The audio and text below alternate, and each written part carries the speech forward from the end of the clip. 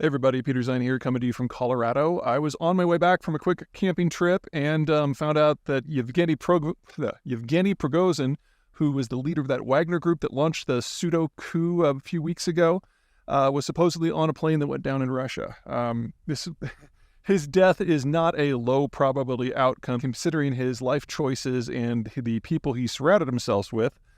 But I think it's worth doing a little bit of reflecting because the cast of characters who may have wanted him dead and had the ability to kill him is, lengthy.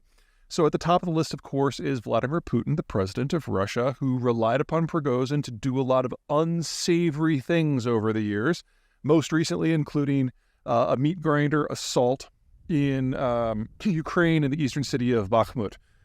Which killed minimum 30,000 Russian soldiers. Some numbers are suggesting the number may be as high as 100,000, but God knows. Russian data, war, fog, propaganda, don't know. Anyway, when by launching a coup and publicly insulting the entire military-industrial complex of the Russian Federation, obviously Putin felt that he had an axe to grind and somebody he had to snip. So obviously, candidate number one. But hardly the only one. Remember, Prigozhin, I really don't need to learn how to pronounce that anymore, do I?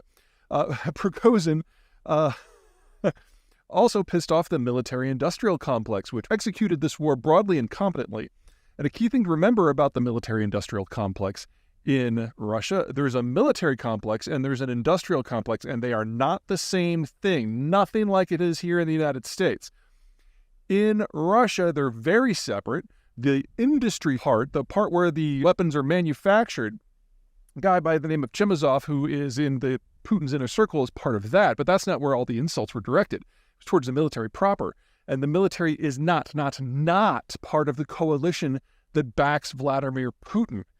Vladimir Putin's coalition is a combination of former intelligence operatives from the then KGB, now FSB, as well as organized crime. And that is yet another potential candidate to want him, Prigozhin, dead. Remember that Prigozhin came to Putin's attention as a caterer who just happened to have some really obscene things to say about a lot of things that Putin liked. And eventually that turned into FaceTime with Putin, that turned into money, that turned into state contracts, that eventually created the Wagner military group. So there are no end of people in Putin's inner circle in the world of organized crime that want this guy dead, either because he screwed them over or he was a stepping stone from them to get more of Putin's ear. Any number of reasons could play. This is, after all, Russia. But of course, not all of the candidates, suspects if you will, have to be in Russia. The Ukrainians have their own reason to want Prigozhin dead because he killed a lot of Ukrainians as part of the Bakhmut siege. The Poles are probably a little nervous about it because Prigozhin and Wagner were supposed to relocate to Belarus after the coup deal was signed, and they decided to settle right on the Polish border. Belarus is another candidate. Lukashenko, who is the president of Belarus, who's kind of like the schnauzer of the former Soviet world, is the one who supposedly cut the deal between Putin and Prigozhin after the coup. And if there's anything we know about the former Soviet world, it's that deals don't hold typically until someone is dead. And so this could have been part of it the whole time.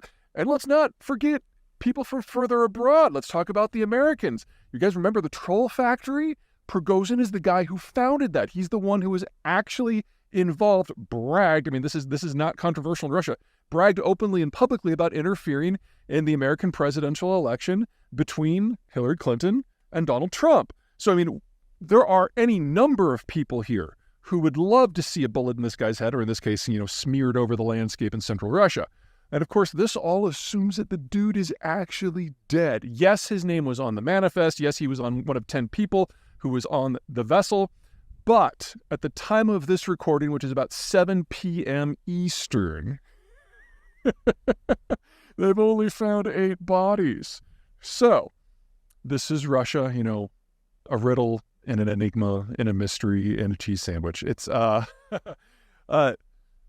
even if he really is dead, this is still only the beginning of the story, because it means that there is now an opening in Putin's inner circle for another person who can be used to be a little bit of plausible deniability. Not only was this the guy who was involved in the Little Green Men fiascos in 2014 and the original Crimea War, not only is this the guy who was interfering in U.S. elections, this is also the guy who's led an operation in a dozen African countries where he's accused of war crimes.